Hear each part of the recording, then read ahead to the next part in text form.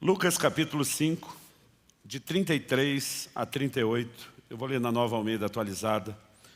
O texto diz assim: então eles disseram a Jesus: os discípulos de João frequentemente jejuam e fazem orações, e os discípulos dos fariseus fazem o mesmo, mas os seus discípulos comem e bebem. Jesus, porém, lhes disse: será que vocês podem fazer com que os convidados para o casamento jejuem enquanto o noivo está com eles?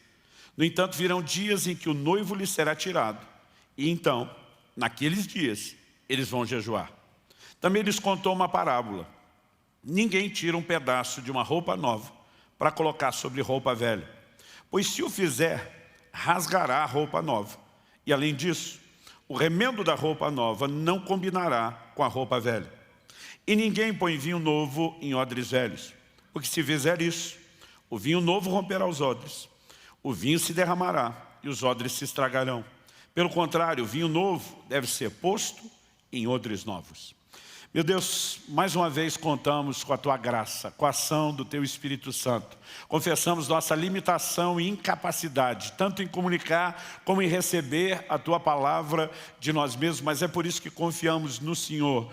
Oramos, Pai, que a Tua palavra fale e cale nos nossos corações. Oramos que haja não apenas o entendimento de princípios, mas nós oramos por um despertamento, ó Deus, diante daquilo que o Senhor tem a nos comunicar. Que haja receptividade em cada coração. Como está escrito, quem tem ouvidos para ouvir, ouça o que o Espírito diz à igreja. E nós clamamos nessa noite por percepção ao Teu chamado nesse momento, em nome do Senhor Jesus. Amém.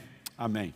Gente, nós vamos tomar esse texto de Lucas, capítulo 5, que lemos de 33 ao 38, como ponto de partida, e ele também vai ditar o rumo da nossa conversa. É importante dizer que esse mesmo relato foi registrado nos 3 evangelhos sinóticos. Quais são os evangelhos sinóticos? Mateus, Marcos e Lucas. Diferente do 4º evangelho, João, eles têm uma estrutura muito similar, né? Dos registros, os milagres de Jesus, né? Os ensinos, eles são muito parecidos e seguem uma sequência muito semelhante. O evangelho de João tem uma composição na forma de escrever, né, completamente diferente. Ele se dedicou muito mais aos discursos do que só aos milagres. Bom, em suma, nos 3 evangelhos sinóticos, nós temos esse relato. Em Mateus 9, de 14 a 17, em Marcos 2, de 18 a 22. O que temos aqui em Lucas, Lucas dá um pouquinho mais de detalhes, né, no texto que nós lemos. A abordagem começa com algo que não é meramente um comentário. Obviamente, por trás desse comentário, o que nós temos é um espírito crítico. Quando eles chegam para Jesus, diz: os discípulos de João, aqui no caso é João Batista, jejuam frequentemente. Os fariseus também, mas os seus discípulos comem e bebem. Não pense você que isso era um elogio. É como se alguém chegasse para um pai e uma mãe e dissesse: os filhos de fulano são comportados, os de Beltrano são educados, os de Cicrano são a benção, mas os seus... Hoje em dia a gente não chama mais de encapetado, a gente diz hiperativo. Mudou o linguajar, né? E, poxa, o que uma pessoa com a linguagem dessa está fazendo? Mera observação? Não, é uma crítica. Basicamente, a pessoa estaria responsabilizando os pais pelo comportamento dos filhos. Quando eles chegam para o mestre, para falar dos discípulos, ele está dizendo: a qualidade baixa aí é culpa sua. Então, o próprio Jesus está sendo confrontado, porque, obviamente, seus discípulos não tinham o hábito frequente de jejuar, pelo menos não nos moldes do que os fariseus faziam. Quando em Lucas 18, por exemplo, verso 12, um fariseu diz: eu jejuo 2 vezes por semana. Os registros da tradição dizem que eles jejuavam toda segunda e quinta, 2 dias por semana. Os discípulos de João Batista também tinham uma pegada forte no jejum. Mas a turma diz: seus discípulos só estão na festa com o Senhor. É nesse momento que Jesus aproveita e usa uma alegoria cultural, uma ilustração que eles vão entender, mas que ela também tem a sua conotação profética. Jesus diz: numa festa de casamento, os convidados não vão jejuar enquanto o noivo está lá. É hora de alegria. Mas Jesus diz: dias virão em que o noivo será tirado, então jejuarão. Quem é o noivo nessa alegoria? O próprio Jesus. Aliás, a Bíblia faz uso dessa alegoria profética, relacionando Jesus como noivo e a igreja como a noiva. Então, naquele momento, todo mundo entende a explicação.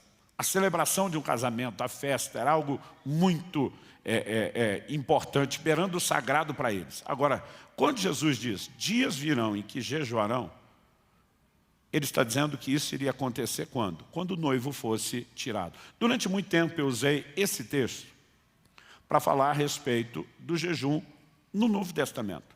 Porque muita gente, às vezes, fica dando desculpa para não jejuar, e diz, jejum é coisa do Antigo Testamento, é coisa dos judeus, é coisa da velha aliança. Eu falei, olha, Jesus começa o ministério dele enquanto a velha aliança ainda está em vigor. E embora Jesus tenha jejuado, ele diz, meus discípulos só vão jejuar quando o noivo for tirado. O noivo foi tirado, ele está falando da sua morte, ressurreição e ascensão aos céus. Ele está falando do período de permanência dele até que ele retorne. Então Jesus estabeleceu o período do jejum como sendo o início da era da igreja e da nova aliança. Não tem como você olhar essa determinação de Jesus e o próprio fato de que o livro de Atos mostra os discípulos jejuando de acordo com o que ele falou e simplesmente tentar dizer que o jejum era coisa do Antigo Testamento. Eu digo, oração também era e nós oramos no Novo. Esmola tinha no Antigo Testamento e nós fazemos no Novo.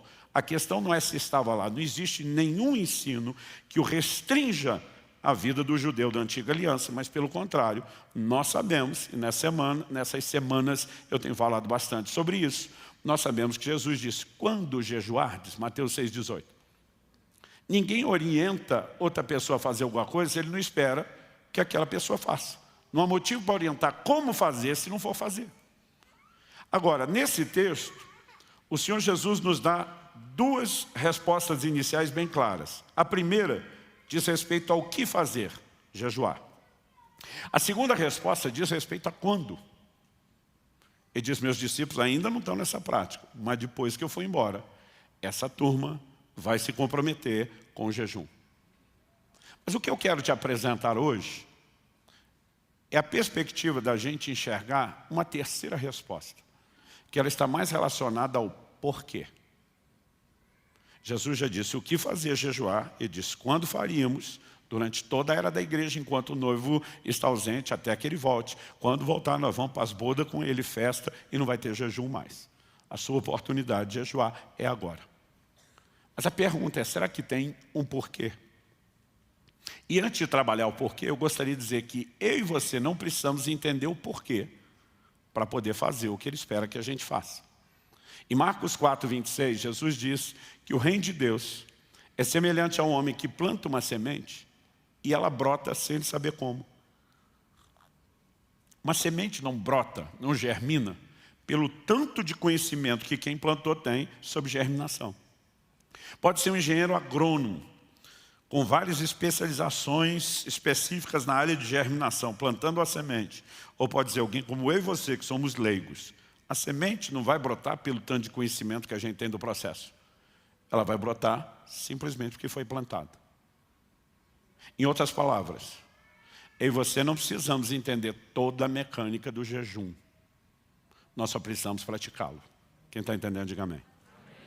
Mas, às vezes, quando entendemos algumas coisas no processo, nós podemos ser encorajados a fazer aquilo que a gente já deveria saber, mesmo sem fazer. Então, eu quero tentar trabalhar um nível do porquê, embora eu vou dizer, o jejum é um assunto na Bíblia que ele não é esgotado.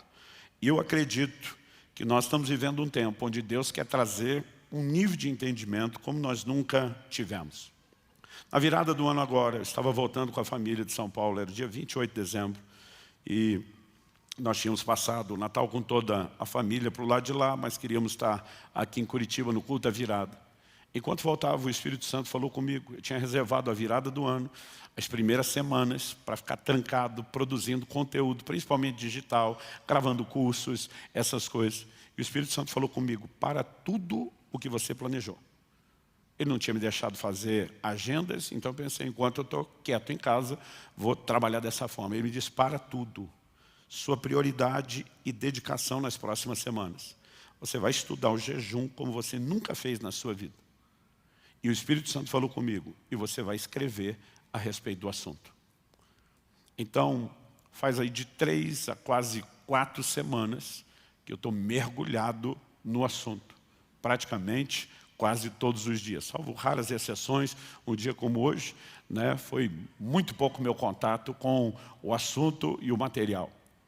Mas durante esse tempo, Deus começou a abrir os meus olhos e entender o que eu quero chamar aqui dos efeitos do jejum. É lógico que eu não tenho como resumir, como apresentar tudo, mas eu quero resumir 2 aspectos. Quando as pessoas perguntam por que eu tenho que jejuar, eu digo, olha, o jejum pode produzir muitas coisas. Se a gente vai falar dos propósitos, propósito primário é buscar Deus.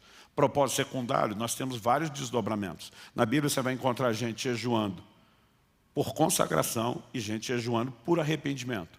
Tanto um como o outro estão buscando a Deus. Tanto um como o outro, o jejum deles tem a ver com o pecado. Mas o que está consagrando, ele está jejuando para não pecar. O que está em arrependimento, ele está jejuando porque já pecou. A gente vai olhar e dizer, é o mesmo jejum? Não. Como propósito secundário. Primário, buscar Deus, ótimo. Então tem muitas coisas que nós podemos falar. Agora, qual é o efeito? Qual o impacto? O que ele produz na minha e na sua vida além de fome? É importante a gente pensar nisso.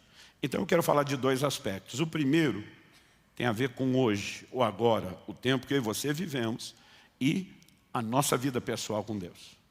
Mas tem um segundo aspecto que eu quero abordar dentro do texto de Jesus, que diz respeito ao futuro.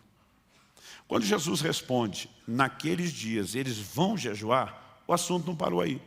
O verso 36, se você quiser me acompanhar novamente na leitura, diz assim, também lhes contou uma parábola. E por que eu falei antes que os 3 evangelhos trazem esse mesmo relato? Porque nos 3, Jesus não termina só com a resposta de que quando ele fosse tirado, os seus discípulos iam jejuar. Em todos os 3 relatos, na sequência, Jesus emenda as mesmas ilustrações. Qual era a parábola?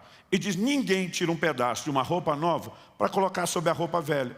Pois se o fizer, rasgará a roupa nova, e além disso, o remendo da roupa nova não combinará com a roupa velha.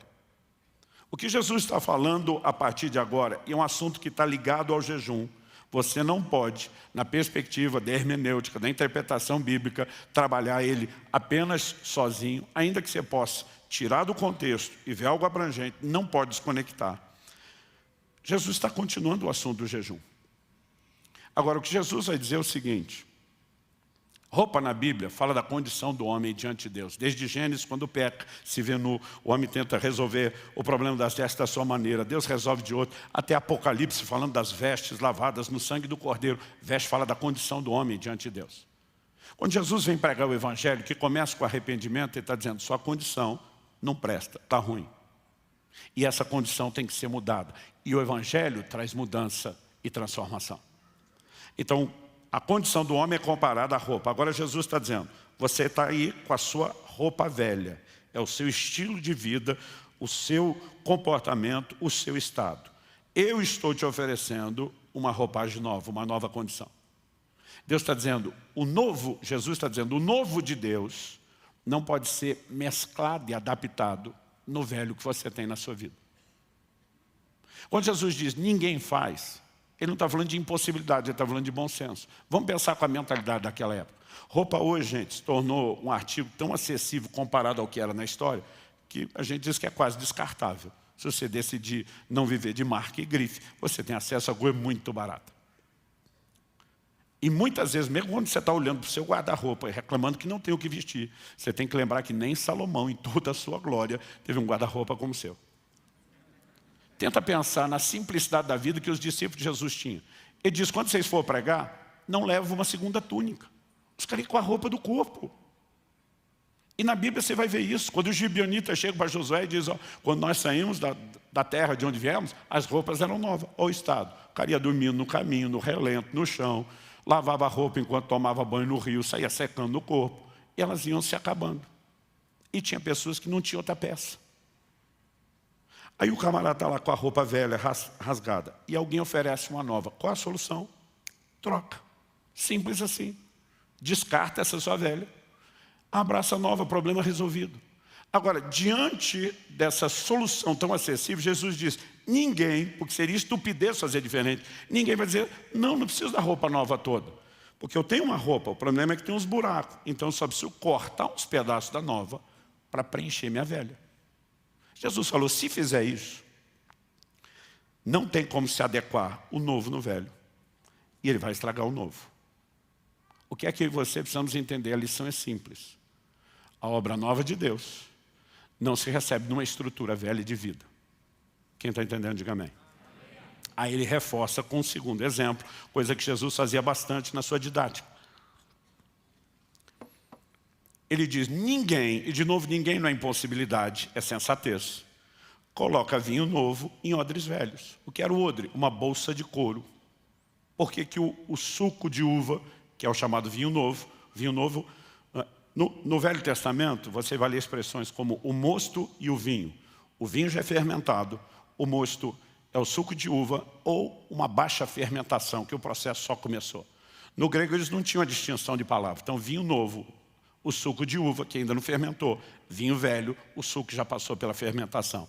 Jesus diz, ninguém vai colocar o vinho novo, que ainda não foi fermentado, dentro de um odre velho. Por que eles usavam o odre? Você vai achar na Bíblia uma única vez um odre contendo água, uma única vez contendo leite. Todas as outras estão ligadas ao vinho. Por que o vinho está associado ao odre?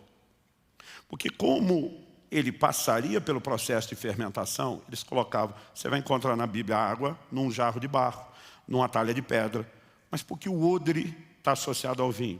Porque eles colocavam ali dentro, fechavam aquela bolsa, lacrava. Porque ao regular a quantidade de oxigênio a qual o suco era exposto, eles conseguiam controlar o processo de fermentação. Por isso ficou associado. Agora, quando começava a fermentação, ia pegar pressão lá dentro. Isso significa que se o odre fosse velho, algo que já tinha sido utilizado antes, vamos reaproveitar, e o couro já está ressecado, a hora que desse a pressão, o que ia acontecer? O odre ia arrebentar. Perdi o odre, perdi o vinho. De novo, o que é que Jesus está falando? O vinho novo é a nova obra dele nas nossas vidas. O odre é a estrutura. E você não recebe o novo de Deus numa estrutura velha. Quem está entendendo? Agora vamos pensar. O que é a obra nova de Deus? Não é só o evangelho que nos foi comunicado. É o que ele proporcionou. Recebemos uma nova natureza. Recebemos o Espírito Santo de Deus que passou a habitar em nós. A característica da nova aliança é novo nascimento, é transformação, é mudança de natureza. Agora, o novo não pode se adequar ao velho, não pode ser adaptado ou ajustado aqui. Não dá para mesclar essas vestes, o estilo de vida velho, com um pouco do novo. Então, o que o Evangelho exige de mim e de você é uma adequação total àquilo que, de novo, Deus está oferecendo. A nova natureza, que requer agora um novo comportamento. Então, a primeira coisa que nós precisamos reconhecer é essa questão de estrutura. Não se recebe a obra nova de Deus numa estrutura velha. Agora, em segundo lugar, que é para desdobrar o assunto da primeira, nós precisamos entender por que então há uma necessidade de que haja mudança de vida para quem se converte. Embora quando alguém se converteu tem um impacto que faz com que várias coisas iniciais mudem, a Bíblia vai nos ensinar a respeito de vários outros assuntos que é nossa responsabilidade seguir crescendo no processo de mudança. Por exemplo, Romanos capítulo 12, versículos 1 e 2. Paulo diz, portanto, irmãos, pelas misericórdias de Deus, peço que ofereçam o seu corpo como sacrifício vivo, santo e agradável a Deus. Este é o culto racional de vocês. E não vivam conforme os padrões desse mundo, mas deixem que Deus os transforme pela renovação da mente, para que possam experimentar qual é a boa, agradável e perfeita vontade de Deus. Para começo de conversa, ele diz, eu peço que vocês ofereçam, porque Deus não vai vir buscar isso na mar. Vocês ofereçam os corpos de vocês como sacrifício vivo. Aqui nós temos um paradoxo, sacrifício vivo, é uma aparente contradição. Sacrificar é matar. Como é que você sacrifica, mata e ao mesmo tempo o negócio está vivo? Segundo, a ideia de sacrifício que ele apela dos rituais do Antigo Testamento, não só fala de matar, o que ele quer que mata, mas não mata, mas também da ideia de culto e adoração. Porque a oferta, os sacrifícios oferecidos a Deus, era a forma como eles cultuavam antes de existir música e adoração na casa de Deus, o que praticamente só vai ficar mais intenso a partir de Davi. Então o culto era esse formato. Agora ele está dizendo, você vai ter que fazer o sacrifício vivo do seu corpo, e esse é o culto racional de vocês. Em outras palavras, culto para Deus não é só essa celebração que nós temos no auditório, semanalmente, não é apenas a reunião que você tem na célula ou o culto que você faz em família. E se nunca faz, seria bom começar a fazer de vez em quando. A Bíblia fala de um culto diário. O que é oferecer o corpo como sacrifício vivo? Sacrificar é matar. Está vivo, não mata. Então Paulo mata ou não mata? Ele diz, mata, mas não é literal. O que ele está falando é sobre a mortificação da carne, sem que você precise de autoflagelação. Em 1 Coríntios 9, 27, falamos disso recentemente, quando Paulo diz, eu esmurro meu corpo, eu reduzo a escravidão, ele está falando de exercer domínio próprio e não de literalmente bater ou machucar o corpo. Agora, a carne tem que ser subjugada. É uma determinação divina. E isso é um culto que eu e você precisamos oferecer a Deus. Nesse processo, a Bíblia ainda diz que eu e você não podemos viver de acordo com os padrões desse mundo. Porque os padrões desse mundo não atendem os padrões divinos e a expectativa de Deus para mim e para você. Então, quando você vai consultar as pessoas do mundo, não tem nenhum problema que os adolescentes não só namorem com quem não vão casar, mas vão para a cama com eles. Esses são os padrões do mundo. E a Bíblia diz que eu e você não podemos nos conformar com esses padrões, porque o reino tem o seu próprio padrão. Quem está entendendo, diga amém. Então nós vivemos ajustado ao antigo por muito tempo, e agora temos que nos ajustar ao novo. Isso envolve tanto uma quebra de um molde que controlou nossa mente, nossos valores, como agora a renovação. Agora a pergunta é como se dá a renovação? Se por um lado ela vai acontecer basicamente pela ação da palavra de Deus, existe uma ferramenta que torna a aplicação desses valores tão intenso na nossa mente que nós não podemos ignorar. Tanto quando eu falo do sacrifício vivo como da renovação da mente, eu quero te mostrar que Jesus está, ao conectar os dois assuntos, o que ele falou antes do jejum com o que ele está falando agora, mostrando que a prática do jejum que viria tem a ver, quando nós falamos não mais o que jejuar, quando o noivo foi tirado, mas o porquê. Há um efeito que o jejum produz especificamente nessa área. Quando você pensa na obra cristã, Jesus disse para Nicodemos, o que é nascido da carne é carne, o que é nascido do espírito é espírito. Ou seja, quando nascemos segundo a carne, recebemos de Adão uma velha natureza. Quando nascemos de novo, nascemos espiritualmente, aqui recebemos a nova natureza. Quando que o problema da carne será definitivamente resolvido? Só com a ocasião da vinda de Jesus e a consumação de toda a obra da redenção. Até lá, o pau está quebrando entre as naturezas. Então, depois da santificação inicial, onde Deus removeu toda a condenação de pecado da sua vida, no que se resume a santificação progressiva, que é o processo que vivemos hoje. Porque a santificação final acontece na vinda de Jesus, quando os corpos serão transformados, a natureza pecaminosa será erradicada. A conversão já aconteceu, o processo final só com a vinda de Jesus. Hoje, nossa vida se resume a entender a santificação progressiva. E a chave de tudo isso se chama domínio próprio. É nós simplesmente dizer, nós vamos subjugar a velha natureza ao domínio e ao controle da nova. Agora, quando você pensa que a essência da prática diária de vida cristã é domínio próprio, como o exercício de autocontrole, como o jejum, não pode ser benéfico para você cumprir a essência do momento de santificação que nós temos que viver hoje. Quando nós recusamos alimentar a carne, e não estamos falando de um estado permanente que te leve à morte por inanição, mas temporário, nós estamos apenas lembrando quem é que manda na história. Mas às vezes o jejum ele tem um impacto enorme nesse processo de mortificação.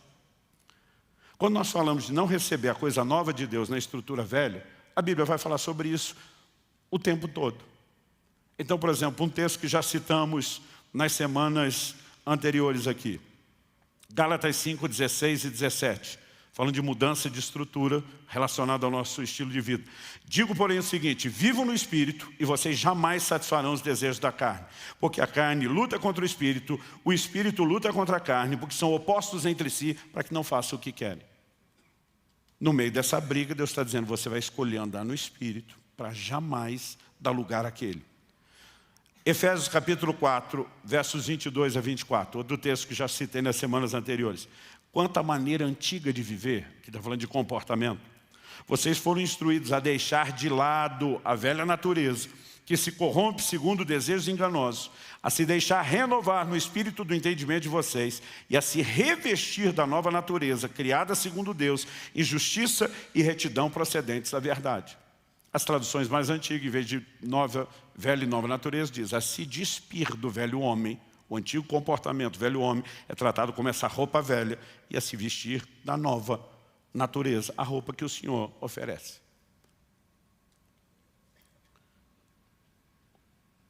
Em 1 de Pedro, no capítulo 1, de 14 a 16, a Bíblia diz assim: como filhos obedientes, não vivam conforme as paixões que vocês tinham anteriormente.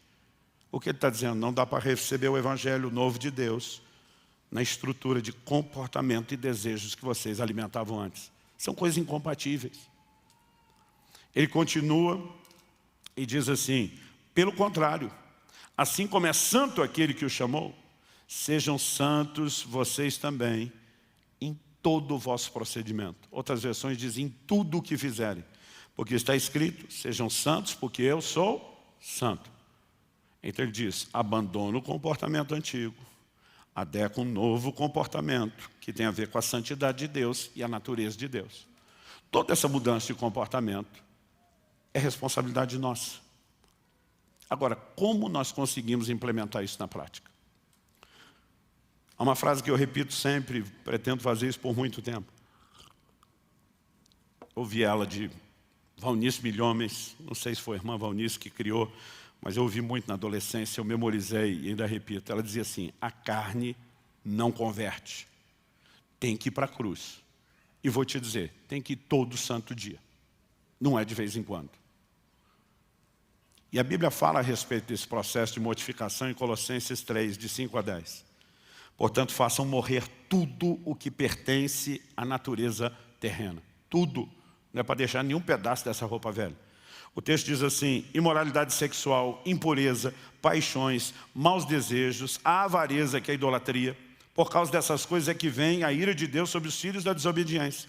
Vocês também andaram nessas mesmas coisas no passado, quando viviam nelas. Agora, porém, abandone igualmente todas essas coisas. Ele aumenta a lista: ira, indignação, maldade, blasfêmia, linguagem obscena no falar. Gente, esse último, a maioria de nós acha que não é nem pecado.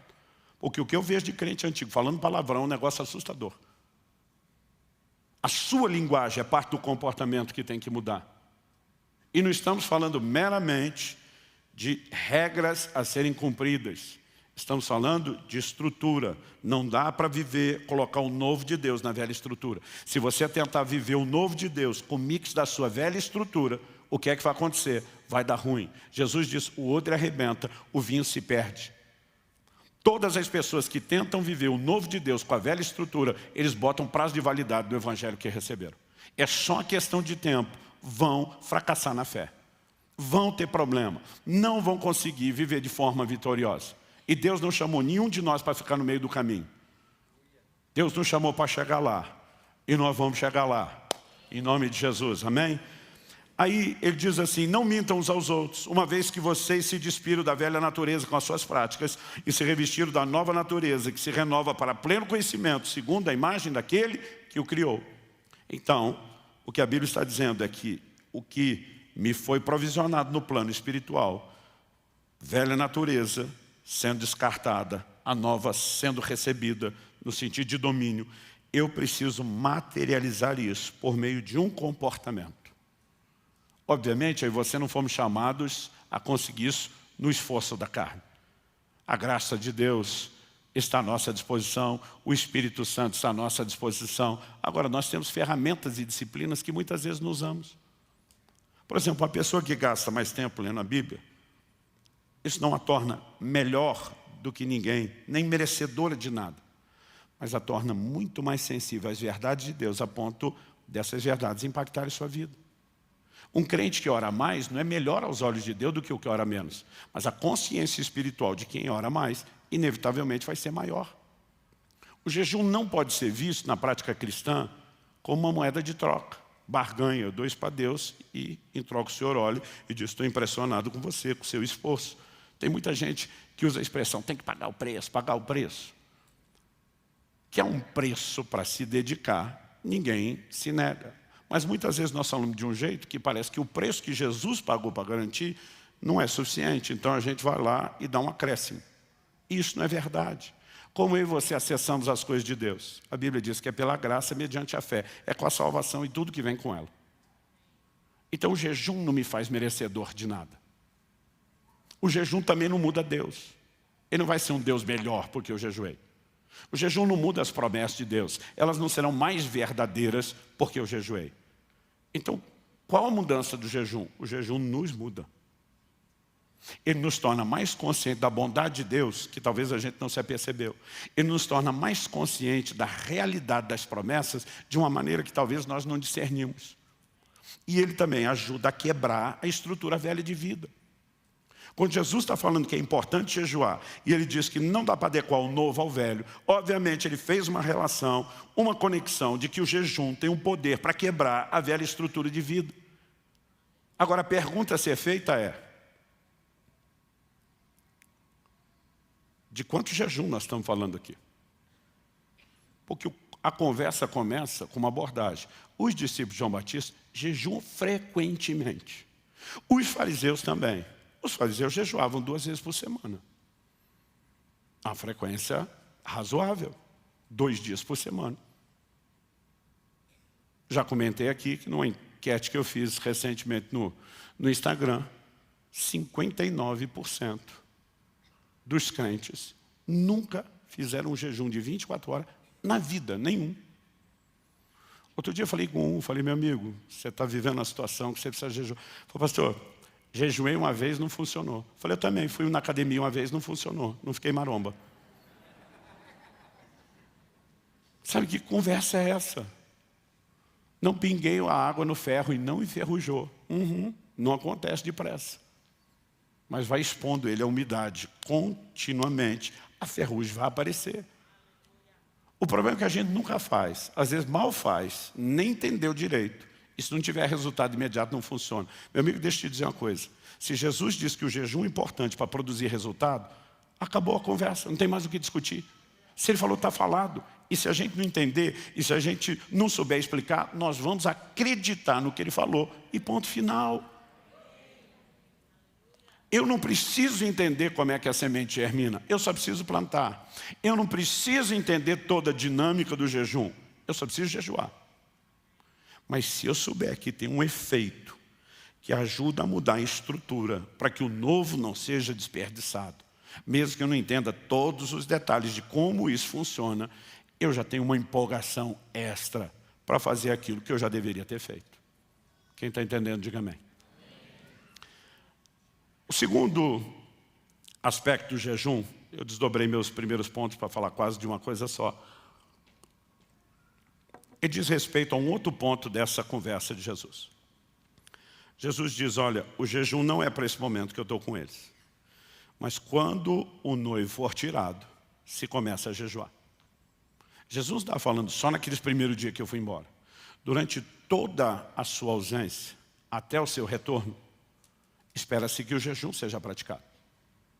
E quando ele voltar, nós vamos para as bodas com ele, para a festa. Aí não é hora de jejuar. Mas o que Jesus falou, não só diz quando, que durante toda a era cristã da igreja dos gentios haveria jejum. Mas ao falar da ausência do noivo, ele fez alguma relação entre o jejum e a ausência do noivo. Mas esse noivo não se ausentou para ficar sempre ausente. Ele se ausentou para voltar. E eu quero te trazer uma perspectiva bíblica, e agora nós vamos sair do leite para o alimento sólido e ter uma conversa mais séria. De que o jejum não tem um efeito apenas imediato para mudar a minha vida no sentido dessa estrutura velha e em relação a receber o novo de Deus, mas que ele tem um papel profético em relação ao desfecho do plano de redenção e o tempo do fim.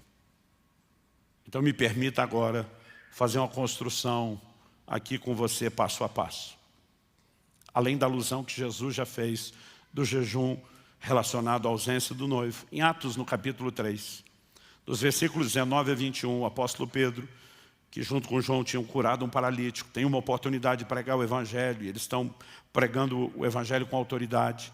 Ele fala de como Cristo veio, do que fizeram com ele. Quando chega o verso 19, vou citar 19 a 21 de Atos 3, e diz assim: arrependei-vos e convertei-vos, para que sejam cancelados os vossos pecados, e venha da parte do Senhor os tempos de refrigério. Aí diz assim no verso 21, envie ele o Cristo, o qual convém que os céus receba, outra tradução diz contenham, até, esse até é uma frase importante, até o tempo da restauração de todas as coisas, como falou Deus pela boca dos seus santos servos, os profetas. Os céus vão enviar Jesus, está falando da sua segunda vinda, porque Pedro acabou de anunciar que ele veio, morreu, ressuscitou, e agora ele está dizendo, envie-lhe o Cristo, está falando da sua segunda vinda. Mas ele diz que o Cristo que foi assunto ao céu, sentou-se à direita de Deus, não volta, antes que algumas coisas aconteçam. Aí não importa a escatologia que a pessoa tem, a cronologia dos eventos que ela acredita, né? Porque o tempo todo o povo está tentando discutir, Jesus vem antes, no meio, depois da tribulação, eu digo, ele vem. Essa é a parte mais importante. É lógico que até como igreja nós temos um posicionamento, mas eu sempre tento dizer, essa é a parte, não é a mais importante. A importante é que ele vem. E aí Pedro diz, mas ele não vem sem que primeiro venha o tempo da restauração de todas as coisas. Então o que vai preceder o regresso de Nosso Senhor é um tempo de restauração. Pastor, restauração de todas as coisas que Deus falou por boca dos seus santos servos, os profetas. Então não é que a restauração é só geral. Agora observe, para restaurar, alguma coisa tem que ter se perdido. Ele não está só falando que Jesus está esperando até que se cumpram todas as coisas. Tem profecias que ainda irão se cumprir, mas tem coisas que já tiveram um cumprimento parcial, temporário, e que elas serão restauradas na igreja para que depois ele venha. A ideia da restauração é aquilo que já foi vivido, se perdeu e será restituído. Do que é que o apóstolo Pedro está falando? É lógico que o que ele fala não se limita a uma coisa, mas eu quero destacar um aspecto do que cabe aqui. Uma dessas profecias, indiscutivelmente, é de Joel, capítulo 2, dos versos 28 a 32. E eu vou pedir até que projete esse texto, porque eu quero que a gente leia ele junto. E acontecerá depois disso. Memoriza essa expressão depois disso, que ela é importantíssima. Aliás, não só isso, para te ajudar a memorizar, repita comigo, depois disso. Ou seja, não é antes, não é sem, isso é depois disso. Passou o que é depois disso? Segura aí, que isso é para depois. É para depois disso que eu estou falando agora. E acontecerá depois disso que derramarei o meu espírito sobre toda a humanidade. Os filhos e as filhas de vocês profetizarão, os seus velhos sonharão, os seus jovens terão visões. Até sobre os servos e sobre as servas derramarei o meu espírito naqueles dias. Mostrarei prodígios no céu e na terra, sangue, fogo e colunas de fumaça. O sol se transformará em trevas e a lua em sangue, antes que venha o grande e terrível dia do Senhor. Verso 32. E acontecerá que todo aquele que invocar o nome do Senhor será salvo. Porque no Monte Sião e em Jerusalém estarão os que forem salvos, como o Senhor prometeu, e entre os sobreviventes, aqueles que o Senhor chamar. Essa profecia de Joel foi liberada durante os dias do Velho Testamento. Ela tinha uma aplicação para o seu tempo, mas ela tinha também uma projeção para o futuro. Porque ele está falando de coisas que vão acontecer antes que venha o grande e terrível dia do Senhor. Quando você pega principalmente os profetas do Velho Testamento, falando sobre o dia do Senhor, estão apontando para o evento escatológico do tempo do fim, do final de todas as coisas. Então, obviamente, embora Joel estivesse sendo um instrumento de Deus para responder ao povo dos seus dias, ele também estava falando de coisas que não ia acontecer só nos seus dias, elas teriam cumprimento futuro. Dito isso, o que é que eu e você precisamos entender sobre essa profecia? Que ela, além de se cumprir nos dias de Joel, ela é relacionada pela própria Bíblia como começando a se cumprir no dia de Pentecostes, quando o Espírito Santo foi derramado sobre a igreja.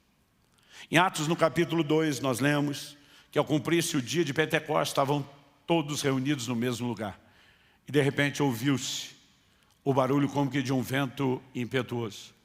E a Bíblia diz, e encheu a casa onde estavam reunidos, e todos foram cheios do Espírito Santo, e começaram a falar em outras línguas, conforme o Espírito Santo concedia que falasse.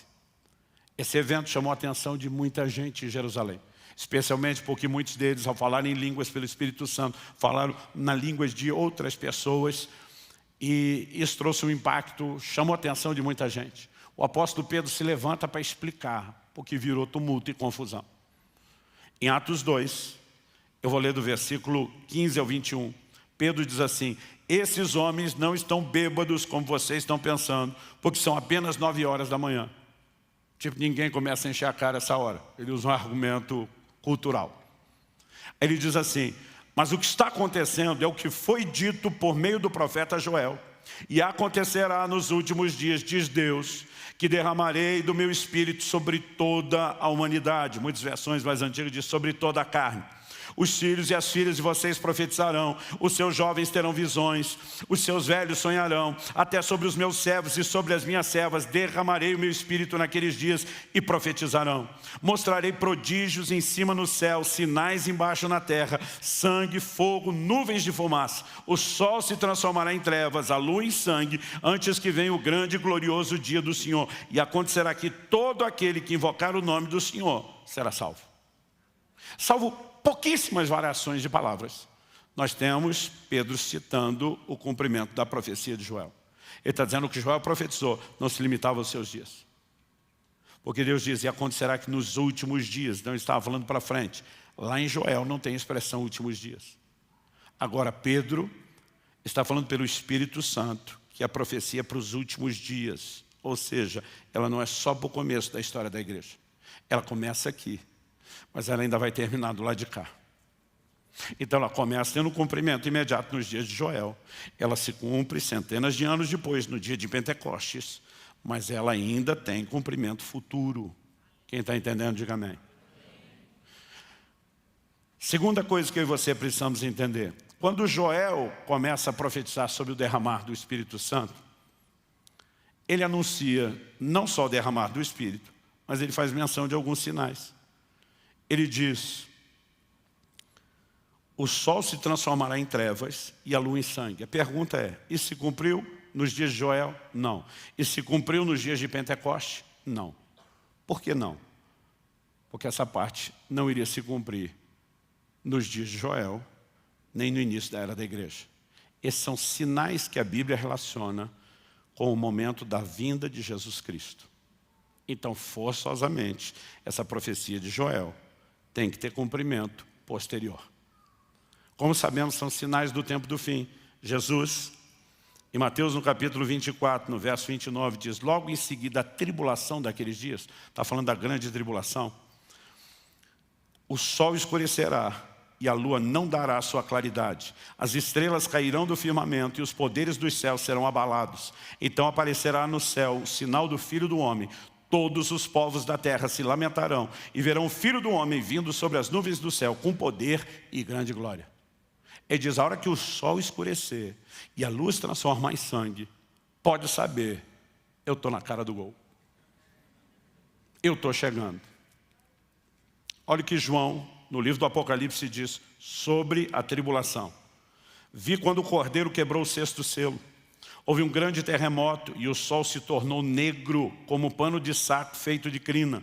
A lua ficou toda vermelha como sangue. As estrelas do céu caíram sobre a terra como a figueira deixa cair os seus figos verdes quando sacudidos por um forte vento. O céu se recolheu como um pergaminho quando se enrola e então todos os montes e ilhas foram movidos do seu lugar. todo o cenário da chegada de Cristo Jesus.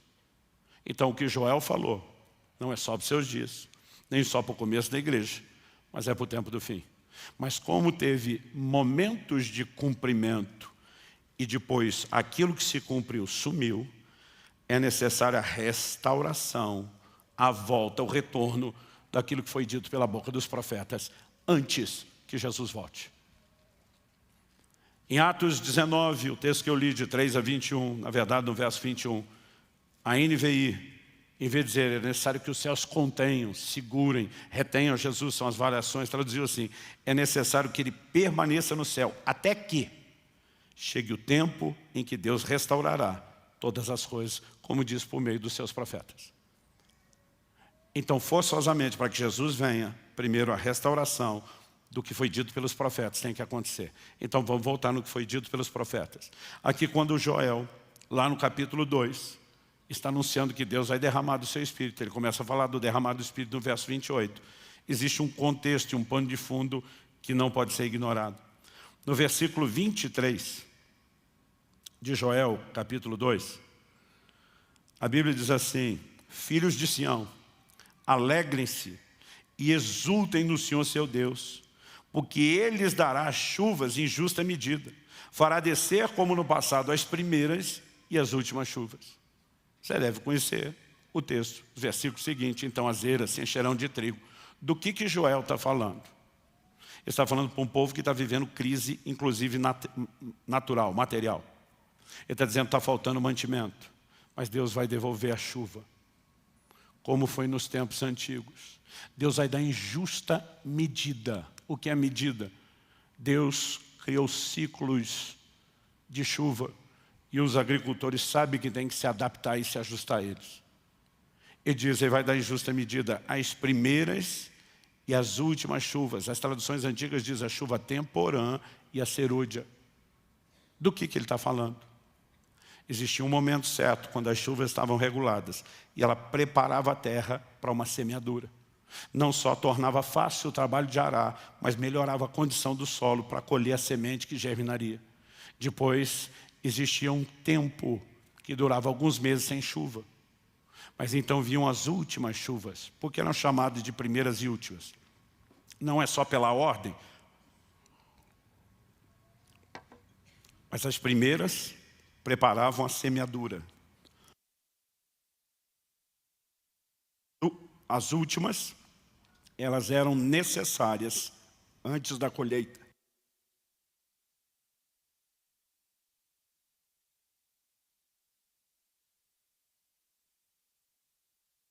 Então Deus está dizendo, eu vou restaurar as primeiras e as últimas. Essas últimas costumavam vir num volume maior do que a primeira. E eram necessários para o desenvolvimento e a reta final da frutificação, para que a colheita pudesse ser boa. Agora, Deus está falando a um povo que naturalmente perdeu a chuva e a colheita. E está dizendo, eu vou intervir nessa área. Mas na sequência, ele pega, depois de falar de chuva, e diz, mas eu não vou fazer chover só naturalmente. Eu vou derramar do meu Espírito sobre toda a carne. E a chuva na Bíblia é um símbolo do derramar do Espírito Santo. Agora entenda o paralelo. Se você fizer a conexão das primeiras e últimas chuvas naturais com aquilo que está sendo anunciado no plano espiritual, Deus está dizendo que haverá uma chuva inicial do Espírito que vai determinar o início do plantio do Evangelho lá no começo da história da igreja. Mas é necessário, antes que a maior colheita de todos os tempos aconteça, que as últimas chuvas venham primeiro. Quem está entendendo, diga amém. Pastor, mas a Bíblia fala sobre isso. Tiago capítulo 5, versículos 6 e 7. Portanto, irmãos, sejam pacientes até a vinda do Senhor. Por que Tiago pede paciência para os crentes? Porque nosso Senhor determinou que desde a primeira geração todos vivessem na iminência do seu retorno. Não se ficava dizendo nos primeiros dias, ó gente, isso aí é para daí muito tempo. Todo mundo vivia. Ele pode voltar a qualquer momento. É a maneira como Deus quis que todas as gerações vivessem. Mas depois de um tempo isso começou a gerar crises. Em 2 Tessalonicenses, Paulo tem que tratar um monte de bagunça que estava acontecendo naquela igreja. Que tinha gente que dizia, Jesus está voltando mesmo, não vou mais trabalhar. E aí Paulo diz, quem não trabalha não coma. O apóstolo Pedro fala que alguns estão zombando, porque diz, tudo permanece como no início do Evangelho. O que é feito da promessa da sua vinda? Porque ele não voltou ainda. Então, por causa dessas reações, o apóstolo está dizendo, sejam pacientes. Vai devagar. Aí ele dá um exemplo de paciência, para falar da paciência que nós temos que ter. Qual é o exemplo que ele dá? Ele diz assim, eis que o lavrador aguarda com paciência o precioso fruto da terra, até receber as primeiras e as últimas chuvas. Sejam também vocês pacientes e fortaleçam o seu coração, pois a vinda do Senhor está próxima. Então ele usa o exemplo do lavrador para falar da paciência que nós temos que ter. Mas eu te digo com toda a convicção do meu coração, ele não falou do lavrador só para falar da nossa paciência. Ao mesmo tempo que ele usa o lavrador para mostrar a paciência que nós temos que ter, ele insere agora uma alegoria profética. Jesus, em Mateus 21, compara o reino de Deus a uma vinha, a uma plantação, da qual Deus é o dono. E mostra que ele esperava receber os frutos. Quem são os frutos do reino?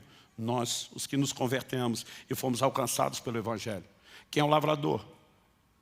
Jesus diz, eu sou a videira verdadeira, meu pai é o agricultor. Toda essa linguagem foi usada. O lavrador é o próprio Senhor, que está aguardando o precioso fruto da terra que somos nós. Mas assim como a gente tem que ser paciente até que ele venha, ele também está sendo paciente, porque algo tem que acontecer antes dele vir. O que é que tem que acontecer? E diz, o lavrador aguarda até que receba as primeiras e as últimas chuvas. Então ele não pode vir antes das últimas chuvas. Quem está entendendo, diga amém.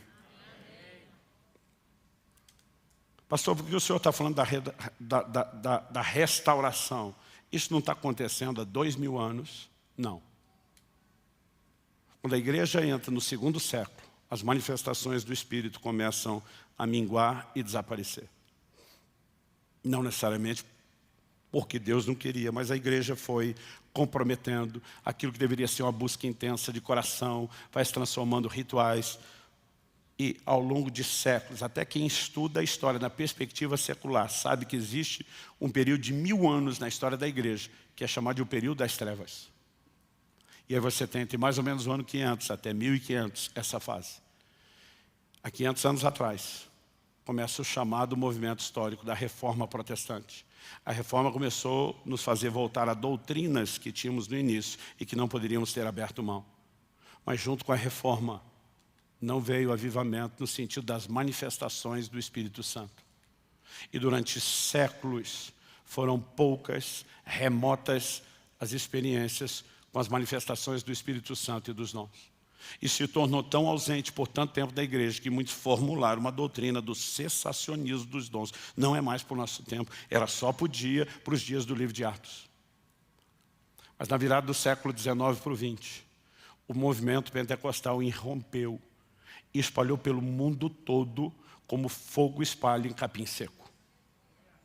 Um dos grandes ícones que espalhou missionários levando esse fogo para o mundo inteiro foi o avivamento da Rua Azusa, que acontece em Los Angeles, na Califórnia. Aliás, os pioneiros do pentecostalismo no Brasil, 2 suecos, que vieram estabelecer a Assembleia de Deus, vieram, como resultado desse movimento, vieram estabelecer aqui no Brasil. E de repente começa a se ver em todo canto, em toda parte, pessoas sendo batizadas no Espírito Santo, os dons começaram a ser restaurados. O que nós vivemos hoje, desse ambiente carismático, dos dons, das manifestações do poder de Deus, tem pouco mais de um século de história. Porque durante muito tempo a igreja perdeu isso. E desde o movimento pentecostal nós temos tido alguns momentos de avivamento, que eles têm vindo de forma cíclica e progressiva. Mas eu quero te dizer, o maior derramar do Espírito Santo ainda está para acontecer. Haverá um derramar do Espírito sem precedentes. Haverá uma colheita que será a maior colheita da história da igreja. Sem isso ele não volta. Agora a pergunta é, o que o jejum tem a ver com essa escatologia toda, pastor? Joel 2:28. E acontecerá, depois disso, que derramarei do meu Espírito. Depois do quê? Se você quiser pode acompanhar aí na sua Bíblia ou prestar atenção, porque eu vou ler aqui.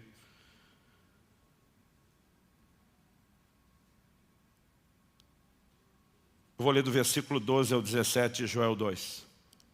é o contexto que vem antes da profecia.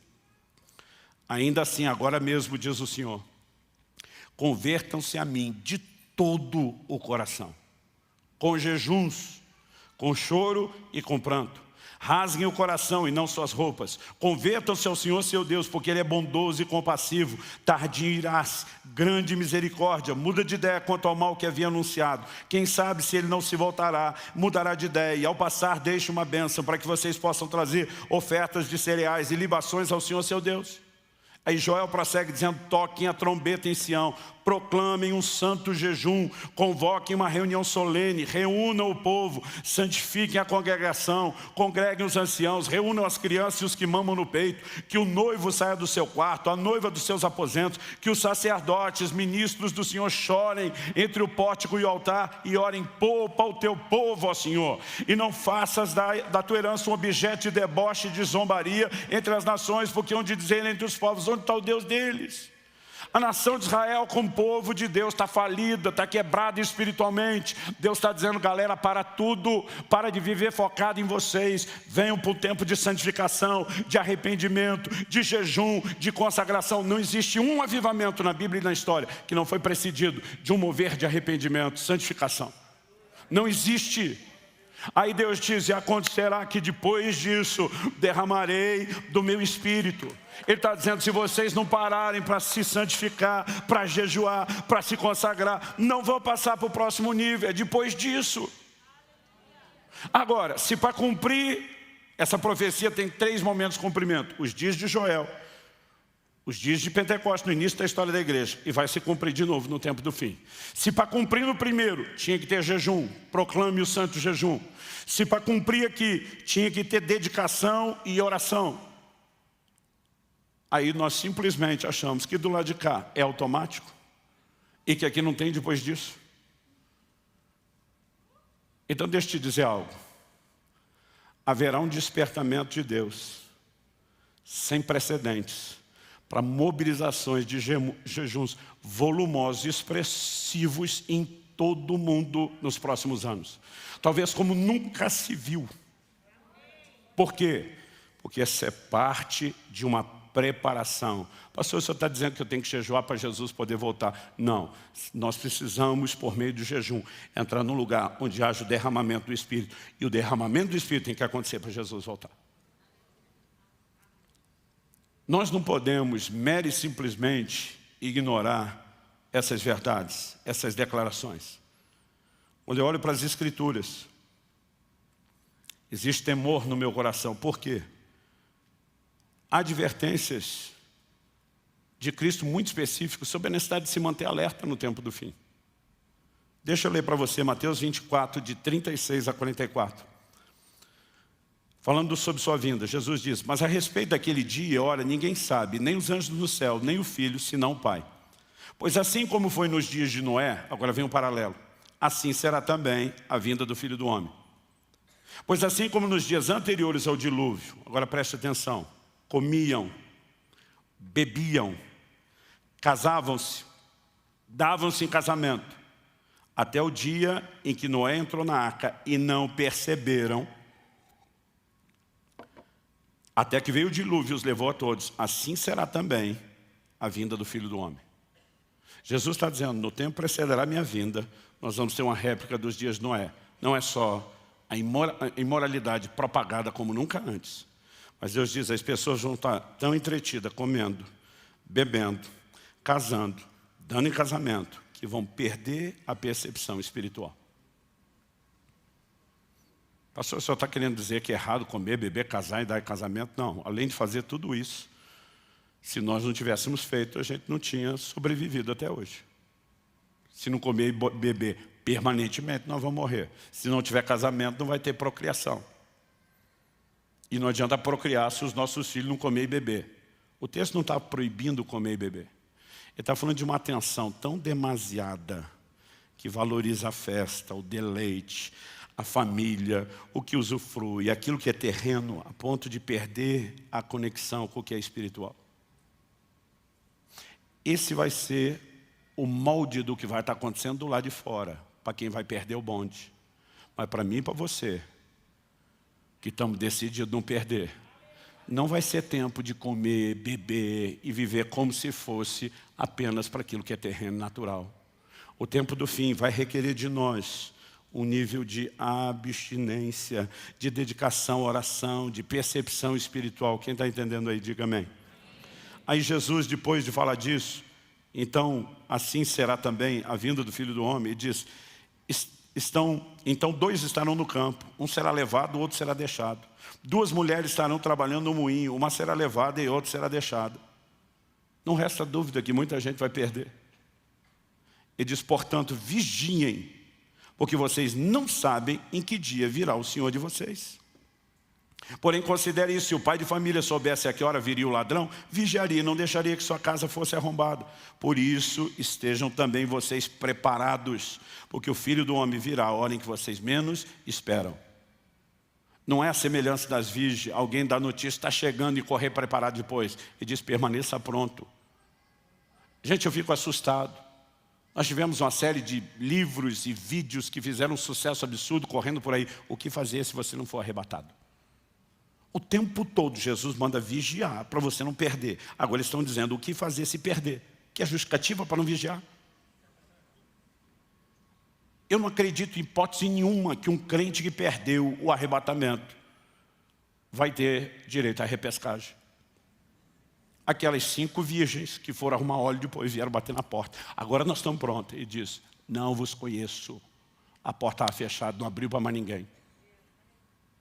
Agora, em vez da gente entender o chamado dele, vamos vigiar, vamos dedicar. Não, nós estamos tentando planejar o que é que a gente faz para não precisar vigiar. Isso não é só antibíblico, isso é estúpido, é irracional. Haverá um despertamento no tempo do fim. Pelo menos haverá um povo no meio do povo de Deus que vai ouvir. A Bíblia diz, quem tem ouvidos, ouça o que o Espírito diz às igrejas. Nesses dias Deus me chamou a estudar o assunto, a mergulhar nisso, a entrar no jejum. E acredite, esse ano, isso é uma promessa e um compromisso. Eu vou jejuar como eu nunca fiz na minha vida. Porque nós estamos vivendo um tempo e estação. Não é apenas a crise mundial amplificada pela pandemia. Não é apenas a questão das polarizações políticas. Existem mudanças acontecendo no reino espiritual. E nós precisamos entender o que uma igreja que jejua e ora contribui para esse nível de batalha. O livro de Daniel diz que um anjo aparece para ele no 21º dia do jejum dele. 3 semanas orando. E quando chega no finalzinho, o anjo diz para ele assim, Daniel, homem muito amado, as tuas orações foram ouvidas desde o primeiro dia. E diz, é por causa delas que eu vim. Se eu sou Daniel, e dizer, por que demorou 21 se for ouvido desde o início? Ainda bem que Daniel, a semelhança do que eu teria feito, não interrompeu e deixou o anjo explicar. O anjo diz assim, mas o príncipe da Pérsia me resistiu por 21 dias. Quem é o príncipe da Pérsia? Não é um negócio do joguinho, não. A Pérsia, na verdade, eram os medo-persas juntos, mas a Pérsia predominando, haviam assumido o controle global. O que antes foi o primeiro império mundial controlado por Babilônia, agora passou para os medo-persas. Quem é o príncipe da Pérsia? O anjo não está falando de um príncipe terreno. Um príncipe terreno não poderia atrapalhá-lo. Efésios 6 fala que existem principados, potestades, dominadores. O reino das trevas também tem hierarquia, também tem os seus príncipes. Aquela nação que está dominando o mundo tem o principado, que controla a maior nação e controla o mundo. Era um dos poderes mais fortes do reino das trevas. E hoje diz para ele, o príncipe da Pérsia me resistiu, mas ele diz assim, mas Miguel, e agora ele está falando do arcanjo, um dos primeiros príncipes, vem em meu socorro. Pensa na briga boa. O pau quebrando lá em cima. E o Miguelão deve ter chegado arrebentando. Aí diz, o Miguel segurou a briga, eu furei o bloqueio. Desci para te falar essas palavras e o que vai acontecer no tempo do fim. Tem uma conexão com o jejum e revelação do tempo do fim. Nós não podemos ignorar isso. Mas ele diz, agora eu vou voltar para brigar com Miguel, junto com Miguel, com os caras lá de novo. Agora, se o Daniel não está insistindo no jejum e na oração, o bloqueio teria sido furado, a revelação teria chegado? Eu acho que não.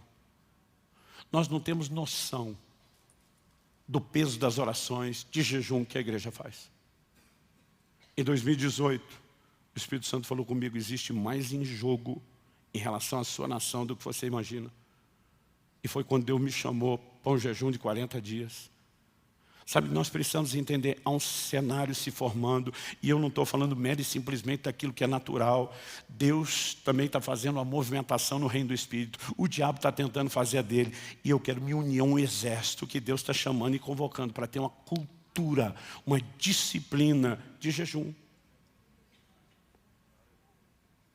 Eu tenho jejuado ao longo de uma vida inteira, mas se eu tivesse lá atrás entendido o que eu entendo hoje, eu teria feito isso com muito mais dedicação do que eu fiz até hoje. Porque alguns de nós pensamos assim, quando jejuados? Bom, Jesus definiu a periodicidade, a frequência? Não. Então memoriza um negócio importante para você. Você pode até falar para você mesmo, fala assim, meu jejum, minhas regras. Por quê? Jesus disse que nós iríamos jejuar, como deveríamos jejuar quando fizesse, mas ele não definiu a frequência.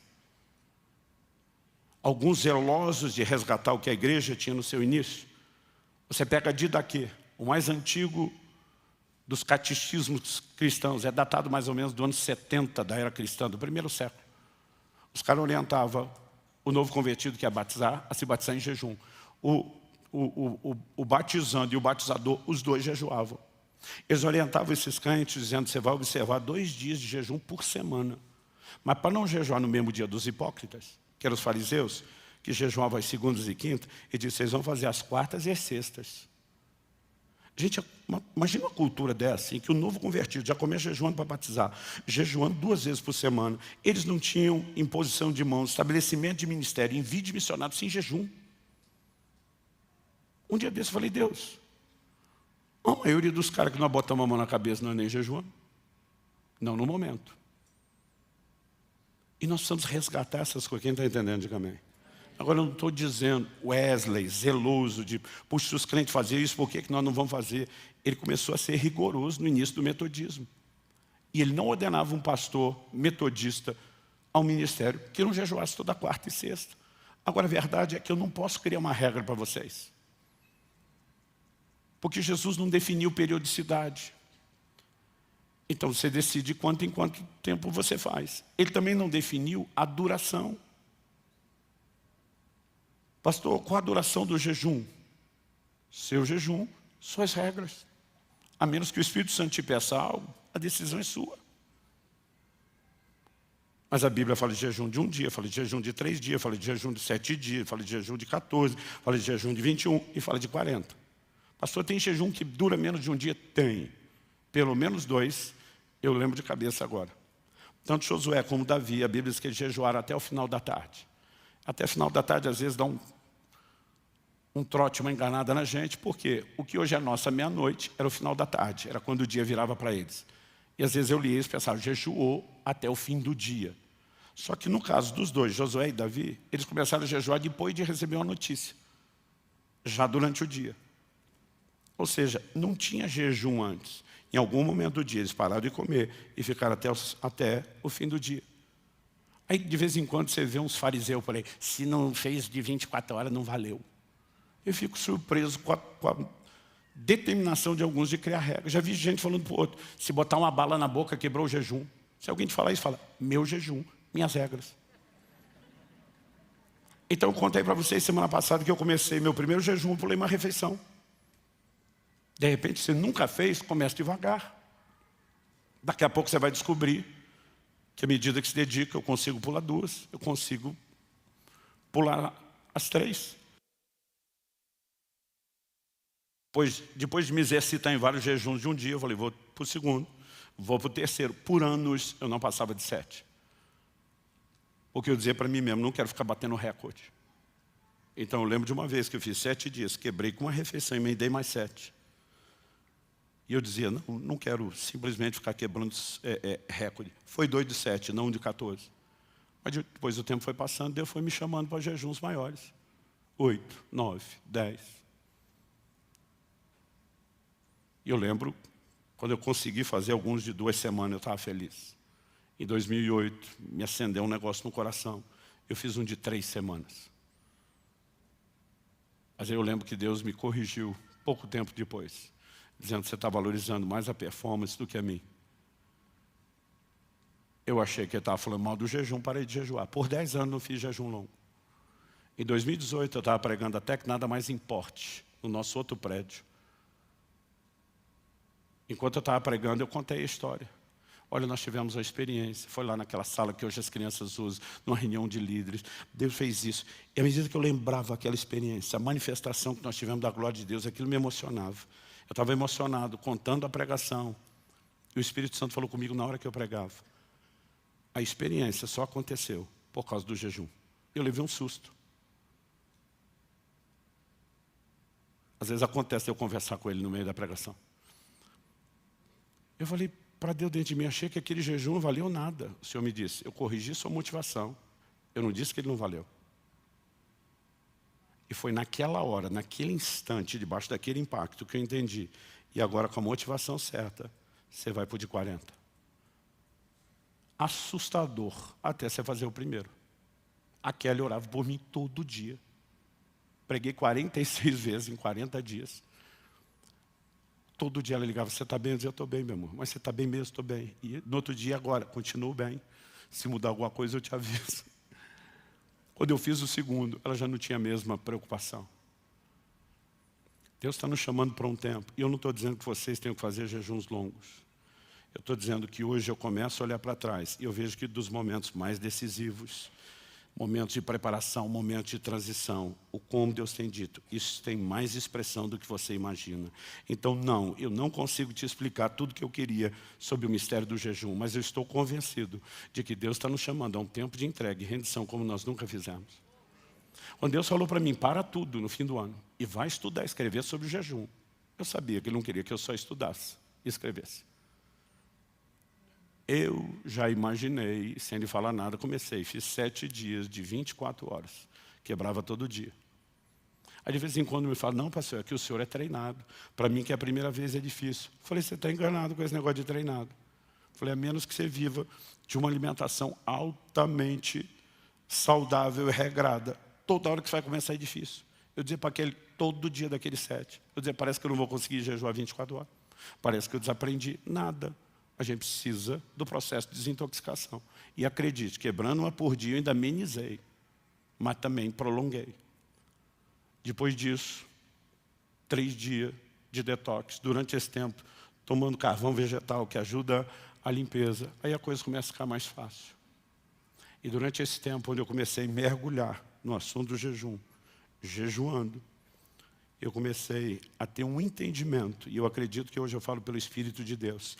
Se nós queremos, como igreja, entrar no lugar de avivamento, não há outro caminho, a não ser resgatarmos a cultura do jejum. Assim como ninguém fica maromba com um dia de academia, você não tem resultado significativo na sua vida espiritual, jejuando 1 ou 2 vezes na vida. Quem está entendendo, diga amém. Nem todos vamos ser chamados para jejuns maiores. Aqueles de nós que vamos nos exercitando, criando a cultura, a gente vai percebendo que o negócio não é tão assustador. Comecei a estudar não só a teologia do jejum, não só a história do jejum. Comecei a estudar material médico. Gente com embasamento, com muita pesquisa, defendendo argumentos sobre o jejum, que a maioria da medicina prefere não se falar ou opinar muito. Enquanto procurava referências para falar sobre a fisiologia do jejum, no material que eu escrevia, eu fiquei impressionado com o livro de um camarada. Ele tem resultados extraordinários, tratando pacientes com diabetes do tipo 2 e com obeso. O maior tratamento que esse cara tem é jejum. Não é apenas porque não comeu, baixou caloria. Ele tem uma teoria que vai além disso. Ele fala da necessidade de regular novamente a estrutura hormonal, insulina, resistência à insulina. Esse cara começou a ter um material farto com a clientela dele. Clientela é feio, né? Com os pacientes dele. E estudar e trazer referência e artigos científicos. Eu fiquei impressionado com as coisas que ele falava, porque algumas bugaram minha cabeça. Falei para os meus pastores, falei a vida inteira. A gente tem jejum longo, primeiro conselho que a gente dá para os outros. Não faça muito exercício. Ande pouco, economiza, que você precisa guardar energia. O doutor lá diz, não, senhor. Ele diz, imagina uma época em que o povo vivia da caça, não tem um dia de alimento, aí não pode sair caçar?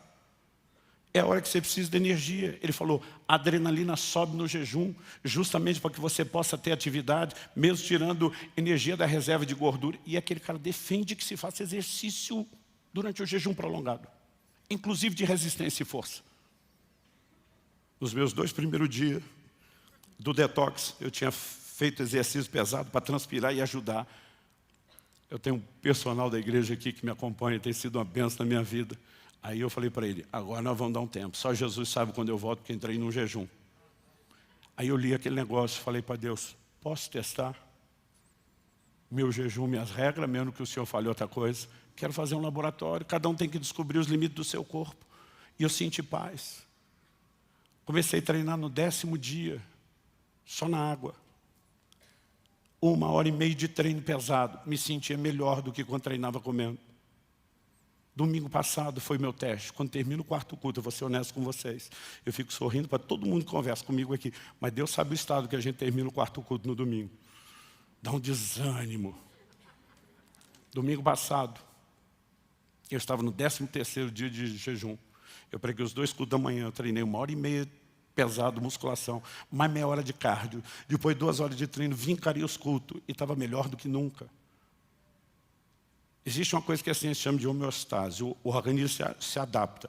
Você não está botando energia, ele vai se ajustar para buscar do corpo. Mas você não tem movimento, ele diz, é só isso que você precisa, só isso que eu te dou. Agora você tem, é diferente. Estou falando de jejum prolongado.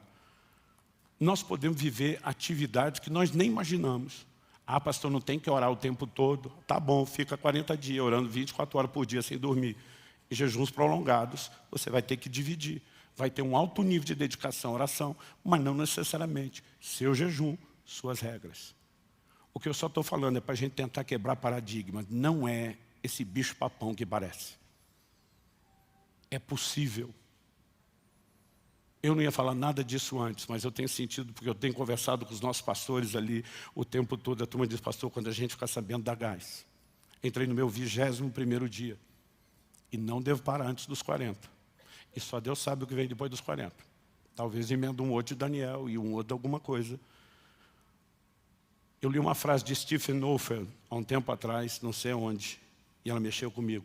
A espera de um avivamento coletivo não é desculpa não viver um avivamento pessoal. Eu falei, Deus, eu estou lutando para levar o máximo de gente que eu posso comigo nesse avivamento. Mas quem não quer ir, problema deles. Estou indo. Eu vou com ou sem você, mas eu preferia levar você comigo. Quem está entendendo aí, diga amém. Vamos ficar em pé, eu ando muito empolgado. Muita energia.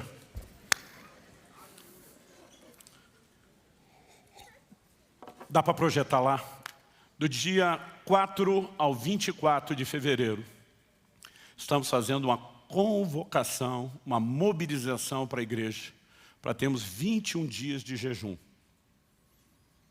Pastor, o senhor está querendo dizer que eu tenho que jejuar os 21 dias? Não. Mas também não estou dizendo que você não pode. O jejum de Daniel, por exemplo, durou 21 dias. Ele tirou carne, manjar desejável, vinho. Provavelmente ficou numa dieta mais restrita à base de legumes. Não só comeu menos, mas tirou um pouco do prazer da alimentação. E ele fez um jejum parcial. Às vezes, para quem está no ritmo de trabalho, é a melhor opção para fazer um prolongado. Ou, de repente, você diz, não, eu não consigo durante a semana o ritmo de trabalho, mas dá para parar na sexta, porque a hora que eu começar a ficar mais ruinzinho, já está no fim do expediente. Aí eu emendo sábado, domingo, consigo fechar 3 dias. Não, pastor, eu vou jejuar um dia numa semana, outro dia da outra semana e o outro, vou fazer 3. Agora imagina todos nós, tirando um dia por semana. Nós vamos cobrir esses 21 dias, todo dia tem gente orando, todo dia tem gente jejuando, mas vai ser um propósito coletivo. Então, a gente já está avisando antes, porque eu quero que você se prepare, se organize, planeje, pergunte para Deus. Sabe, se você nunca fez, tem que fazer. Se você já fez, tem que começar a melhorar, a fazer mais. Eu não estou aqui hoje simplesmente tentando empurrar você para uma coisa que te assuste. Jejum prolongado assusta até quem já fez um pouco menos do que aquilo que você está fazendo, porque é novo. Então não pensa nisso agora. Eu comecei há mais de... fazer as contas aqui. Eu estou há 34 anos crescendo no jejum, de uma refeição para mais refeição, um dia para mais dia, para chegar em uma semana, para depois 2, para depois 3, para depois... Eu não estou tentando te arrastar para esse lugar quando eu falo daquilo que eu estou fazendo. Mas o que eu quero que você saiba é que eu não vou ensinar e pregar uma coisa para você que eu não faça primeiro e que eu não me dedique a ela.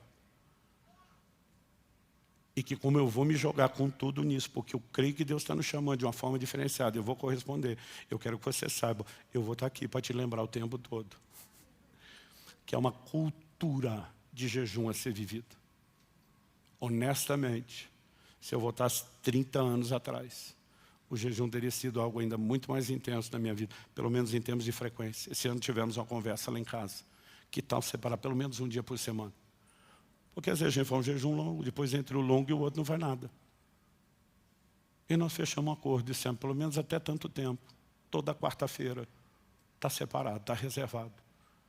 A exceção, se acontecer isso, aí tem que mudar de dia, mas vamos fazer um por semana. Você não tem noção do benefício que isso faz para a sua saúde, sem contar a vida espiritual. Alguém tem que me ajudar a terminar esse culto. Vamos orar. Pai, nós te pedimos que a tua voz seja ouvida no coração de cada um. Eu sei que estamos apresentando princípios que são generalizados, mas que também precisam ser aplicados de forma personalizada. Temos pessoas em diferentes estações da vida cristã, em diferentes estágios de idade, momento da vida, e eu sei que o Senhor não quer nos oprimir, o Senhor quer nos inspirar. E nós te pedimos que haja sensibilidade para ouvir tua voz, o teu convite e a tua convocação. Nós oramos em nome de Jesus. Em nome de Jesus. Se você crê e concorda, diga amém. Glória a Deus.